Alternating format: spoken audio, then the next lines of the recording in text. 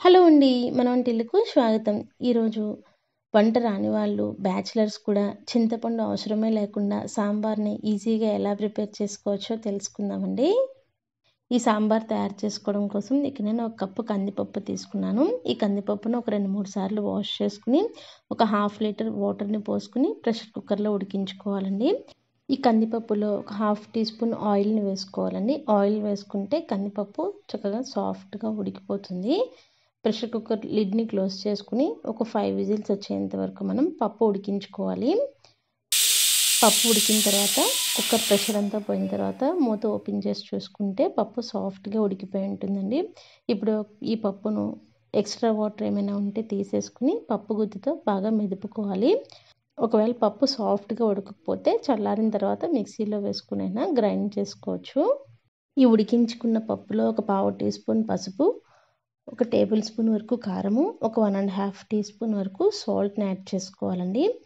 అలానే ఒక 3 tea spoons sambar పౌడర్ని కూడా యాడ్ చేయాలి. ఇక్కడ నేను హోమ్ మేడ్ సాంబార్ పౌడర్ని యూస్ చేస్తున్నానండి. సాంబార్ పౌడర్ ప్రిపరేషన్ లింక్ని డిస్క్రిప్షన్లో ఇచ్చాను, అవసరమైతే ఒకసారి చెక్ చేయండి. లేదా మీరు రెడీమేడ్గా అవైలబుల్గా ఉన్న సాంబార్ పొడినైనా యూస్ చేయొచ్చు. ఈ ఉప్పు, కారం, పసుపు, సాంబార్ పొడి ఈ పప్పులో బాగా కలిసేలాగా మరలా ఒకసారి మెదుపుకోవాలి. ఇప్పుడు ఈ పప్పులో 1 లీటర్ వరకు వాటర్ని యాడ్ చేసుకోవాలండి. వాటర్ వేసుకున్న తర్వాత ఇక్కడ నేను కట్ చేసుకున్న వెజిటేబుల్స్ను ఒక్కొక్కటిగా యాడ్ చేసుకుంటున్నాను. నేను ఒక మీడియం సైజ్ క్యారెట్ని తీసుకుని కట్ చేసుకున్నానండి. ఒక చిన్న ఆనపకాయ ముక్కను కొంచెం పెద్ద క్యూబ్స్లా కట్ చేసుకుని యాడ్ చేసుకుంటున్నాను. అలానే ఒక పెద్ద ములక్కాడను ఒక 2 అంగుళాల ముక్కల కింద కట్ చేసి వేసుకుంటున్నానండి.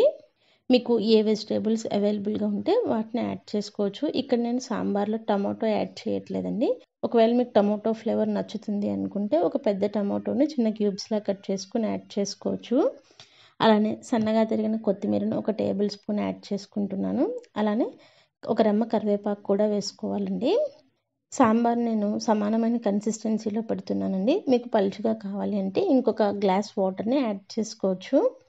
మనం ఇలా మొత్తం వెజిటేబుల్స్ అన్నీ వేసుకుని బాగా కలుపుకున్న తర్వాత ఉప్పు, కారం సరిపోయినాయో లేదో ఒకసారి చెక్ చేసుకోవచ్చండి. సరిపోకపోతే యాడ్ చేసుకోవచ్చు. ఈ సాంబార్ స్పెషల్ ఏంటంటే నేను చింతపండు లేకుండా సాంబార్ని ప్రిపేర్ చేస్తున్నానండి.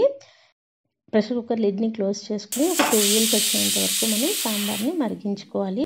2 విజిల్స్ వచ్చిన తర్వాత స్టవ్ ఆఫ్ చేసుకుని ప్రెషర్ అంతా పోయిన తర్వాత లిడ్ని ఓపెన్ చేసి చూసుకోవాలండి. సాంబార్ చక్కగా పర్ఫెక్ట్గా మరిగిపోయింది. ముక్కలు కూడా సాఫ్ట్గా ఉడికిపోయాయండి.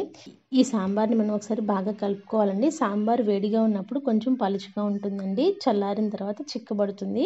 సో మీరు కన్సిస్టెన్సీని చూసుకుని వాటర్ని యాడ్ చేసుకోవాలి. ఇప్పుడు ఈ సాంబార్లో నేను 1.5 టీ స్పూన్ ఆమ్చూర్ పౌడర్ని యాడ్ చేశానండి. ఆమ్చూర్ పౌడర్ ఎలా ప్రిపేర్ చేసుకోవాలో డిస్క్రిప్షన్ బాక్స్లో లింక్ ఇస్తున్నాను, ఒకసారి చెక్ చేయండి.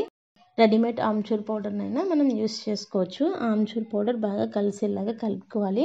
ఇప్పుడు ఈ సాంబార్కి తాలింపు వేసుకుందామండి. ఒక 3 టేబుల్ స్పూన్స్ వరకు ఆయిల్ని యాడ్ చేసుకోవాలి. ఈ ఆయిల్ వేడెక్కిన తర్వాత చితక్కుట్టిన వెల్లుల్లి రేకలను ఒక 4 యాడ్ చేసుకోవాలండి. అలానే ఒక పావు టీ స్పూన్ ఆవాలు, ఒక పావు టీ స్పూన్ జీలకర్రను కూడా వేసుకోవాలి. ఇక్కడ నేను పోపు కోసం నువ్వుల నూనె యూస్ చేస్తున్నానండి. సో అందుకనే ఇలా పైకి బబుల్స్ వస్తున్నాయి. మీరు నార్మల్గా వాడే ఆయిల్ని యూస్ చేసుకోవచ్చు. అలానే ఒక రెమ్మ కరివేపాకుని కూడా వేసుకుని ఫ్రై చేయాలి. ఒక పావు టీ స్పూన్ ఇంగువని యాడ్ చేసుకోవాలండి. ఇంగువ వేసుకోవడం వల్ల మంచి ఫ్లేవర్ ఉంటుందండి. అలానే ఒక 2 ఎండుమిర్చిని కూడా యాడ్ చేసుకోవాలి. ఈ పోపు అంతా చక్కగా వేగిపోయిన తర్వాత మనం ముందుగా మరిగించుకున్న సాంబార్లో వేసుకుని మూత పెట్టుకోవాలండి. ఈ పోపు వేసుకున్న తర్వాత వెంటనే లిడ్ని క్లోజ్ చేసుకుంటే ఈ పోపు ఫ్లేవర్ అంతా బయటికి పోకుండా సాంబార్కి పడుతుందండి. అంతేనండి, చింతపండే అవసరం లేకుండా ఎంతో టేస్టీగా ఉండే ఈ సాంబార్ని వంట రాని వాళ్ళు కూడా ఈజీగా ప్రిపేర్ చేసుకోవచ్చు. ఈ సాంబార్ని మనం వేడివేడి రైస్లోకి తింటే బాగుంటుంది. అలానే ఇడ్లీ, దోశ వంటి రెసిపీస్ కూడా మనం యూస్ చేసుకోవచ్చు. ఈ రెసిపీని మీరందరూ ట్రై చేసి టేస్ట్ని ఎంజాయ్ చేసి మీ ఫీడ్బ్యాక్ తెలియజేస్తారని కోరుకుంటున్నానండి. మన వంటిల్లో మీరు ఇంకా చూడాలనుకున్న రెసిపీస్ని కామెంట్ సెక్షన్లో పోస్ట్ చేస్తే ఆ రెసిపీస్ని వీలైనంత త్వరలో అప్లోడ్ చేయడానికి ట్రై చేస్తాను అండి. థ్యాంక్ యూ అండి. Thank you for watching.